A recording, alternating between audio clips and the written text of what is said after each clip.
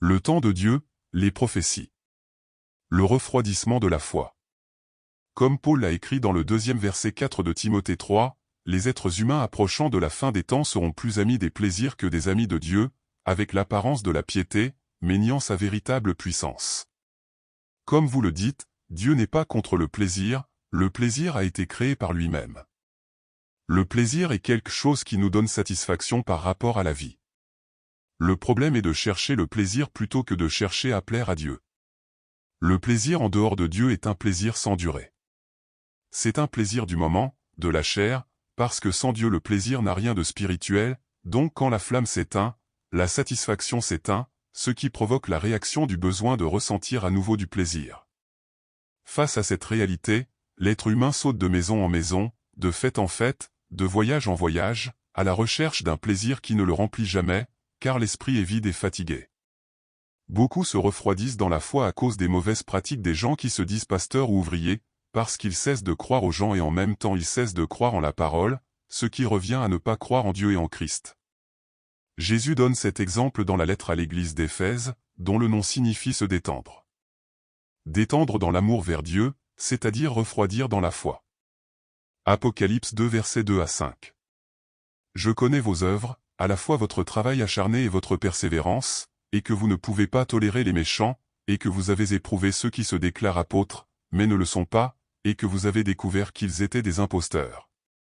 Vous avez persévéré et enduré des souffrances de toutes sortes pour l'amour de mon nom, et vous ne vous êtes pas évanouis. Cependant, j'ai contre vous le fait que vous avez abandonné votre premier amour. Souvenez-vous donc d'où vous êtes tombés, repentez-vous et revenez à la pratique des premières œuvres. Car si vous ne vous repentez pas, je me retournerai bientôt contre vous et prendrai votre chandelier de sa place. Où est ton chandelier, ta foi? Est-ce en Dieu? Tout comme il n'y a pas de fils qui croit en son Père, pratiquant le contraire de ce qu'il enseigne, de même il n'y a pas de foi dans la pratique d'une vie, en dehors de la direction de Dieu. Celui qui croit en Dieu et pratique autre chose et dit qu'il a la foi se trompe lui-même.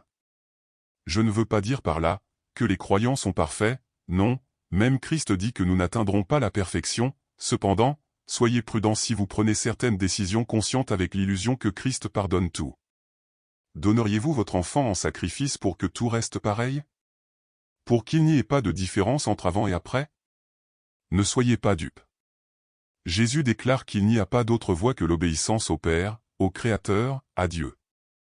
1 Timothée 4 versets 1 et 2.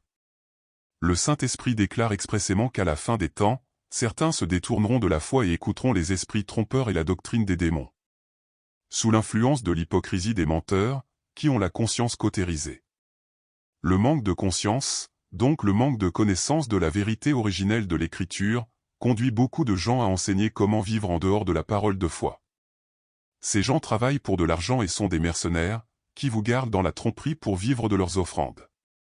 Selon Pierre 2 verset 15. Ils se sont égarés, abandonnant le droit chemin et suivant le sillage de Balaam, fils de Béor, qui est tombé amoureux du salaire de l'injustice. Balaam signifie le destructeur et Béor le brûlé. Tant de gens suivent les doctrines du destructeur brûlé, savez-vous de qui il s'agit? Apocalypse 2 verset 5.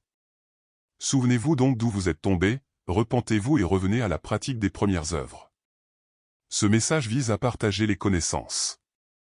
Apporte l'espoir, que Dieu vous parlera à travers le message, parce que je révèle une partie. Comme le dit la parole, nous le savons en partie, parce que tout est complété ensemble, où l'Esprit révèle la plénitude. Partagez la vidéo et regardez beaucoup d'autres déjà réalisées.